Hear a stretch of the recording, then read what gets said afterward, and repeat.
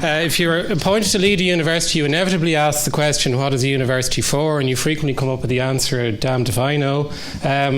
But there are two polar answers, and I think they're unhelpfully polar. One, perhaps to conduct research, produce graduates, serve the knowledge economy, an idea associated with economic growth, with the sciences, and with a very ambitious university. Another assumed polar opposite, to be a place of ideas and culture where knowledge is its own end. And I think that's associated with the humanities, and it's frequently seen as under threat.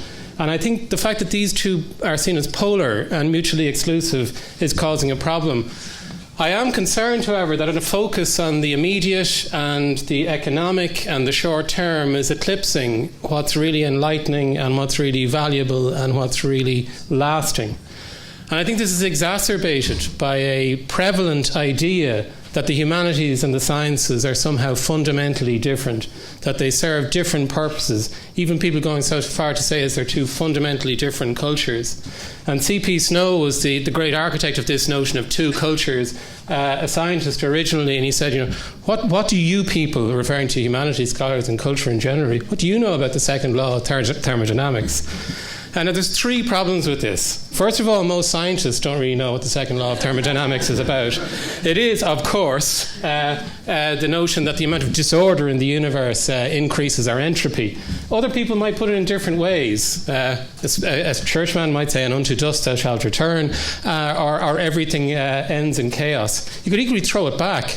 What do scientists know about the technical language of the humanities and the social sciences? This is so, sir. What did C.P. Snow know about intertextuality? I think the mere fact that we don't understand each other's technical jargon is not sufficient reason to say that we don't have something in common. The French and the Germans speak different languages, but they're both human. We assume, and nobody would suggest that either of the other is making a greater or lesser contribution. I want to come back to Saramago. Everything returns to chaos. There are people like Senator Jose everywhere who fill their time, or what they believe to be their spare time, by collecting stamps, coins, medals, vases, postcards, matchboxes, books, clocks, sport shirts, autographed stones, clay figurines, empty beverage cans, little angels, cacti, opera programs, lighters, pens, owls, music boxes, bottles, bonsai trees, paintings, mugs, pipes, glass obelisks, ceramic ducks, old toys, carnival masks.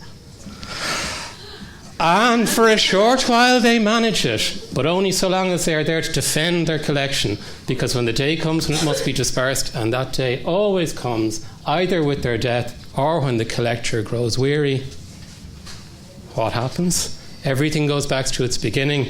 Everything returns to chaos. That is, of course, the second law of thermodynamics. It's just a different way of expressing it.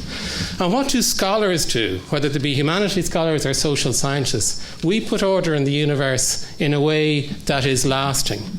Every idea that we generate, every idea we rediscover, every artifact we create adds to the fabric of human culture in a way that outlasts our weariness or outlasts our deaths. And we go about it in the same way.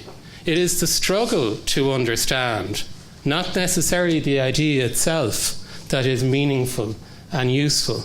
And the struggle to understand in the humanities and social sciences is similar to the struggle to understand in the sciences. What we do then is the struggle to understand the ideas and artifacts we create and the culture we preserve and regenerate have meaning and are timeless and are the same in the humanities and social sciences. You think you're looking at a technological image here. This is from the modern realist painter Mark Tansey. It is Picasso and Braque, not the Wright brothers. The differences between, and this of course is not the tools of an aeronautical engineer.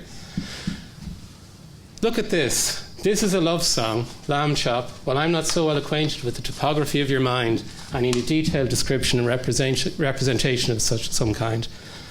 A love song expressed in the language of the geographical sciences. Because, of course, to love is the ultimate struggle to understand, the ultimate struggle to bridge the gap between self and other. So what is a university then really about? It's a place where we struggle. We struggle to comprehend, where we love ideas and culture because they make us human. It's not to say, and notice a very subtle advertisement for my university, it's not to say that technological progress and employment and economic progress are not important, but they're secondary. And they're not sustainable unless we hold on to ideas and culture as the centre of what we do. Thanks very much.